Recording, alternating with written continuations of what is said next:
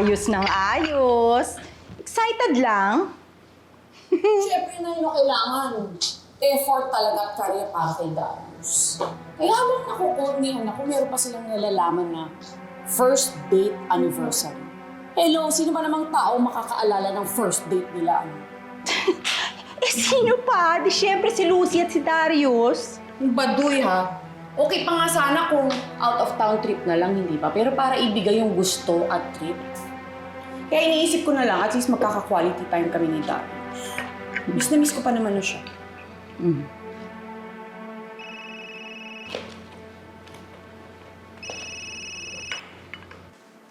Hello? Hello, babe. Sa restaurant na tayo magkita, ha? Meron naman ako reservation dun, eh. Meron lang ako sa importanteng meeting na pupuntahan sa work. Pagkatapos noon, magkita tayo ron, ha? Okay, love. Sige. Bye. Okay. Love you. Bye. Oh. Nay, hindi daw ako masusundo ni Darius. Magkita na lang daw kami dun sa... Saan nga yun? Hindi ko alam kung saan kami magde-date. Eh di tanong mo kay Darius. Hindi pwede, Nay. Naghihinala na nga siya sa akin tapos magtatanong pa ako tungkol sa isang bagay na dapat alam ko. Saan nga ulit sila nag-first date? Pues itanong mo sa iba. Ano ba yan?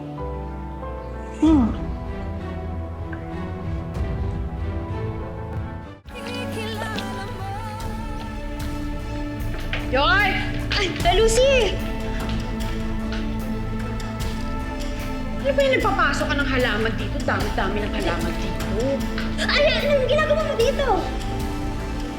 O bakit? Party pa rin naman ako ng business na to, di ba? Oo naman! Ikaw naman! Na-shock lang ako kasi ang tagal mo ng work from home, di ba? Ikaw naman, pumupunta ka ng walang pasabi. Naglaylo lang naman ako, pero pupunta pa rin naman ako dito paminsan-minsan.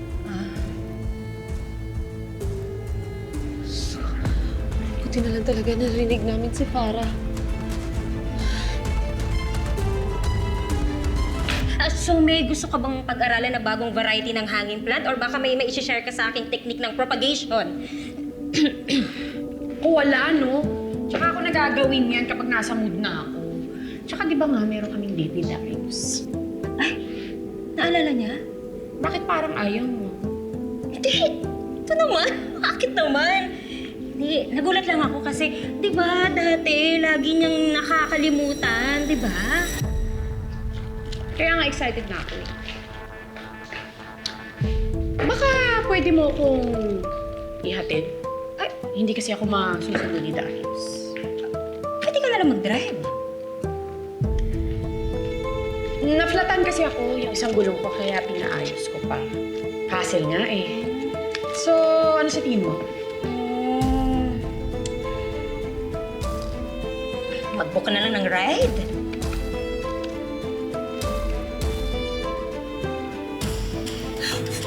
Hindi mo alam kung saan ka pupunta, no? So, ano na nga?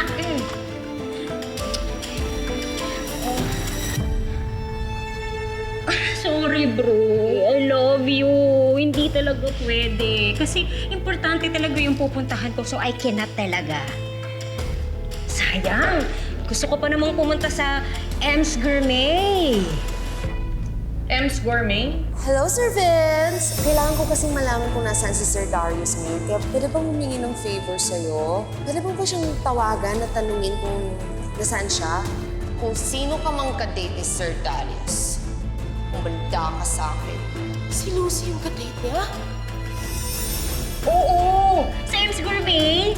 Di ba favorite mo yung cacio pepe doon? Paminta lang naman. Siyempre naaalala ko yun, no? Doon na nga ako papunta ngayon eh. Didiretso na ako doon. Kaya sige na, Okay. magbubook na lang ako ng ride. Bye, bro! Love you!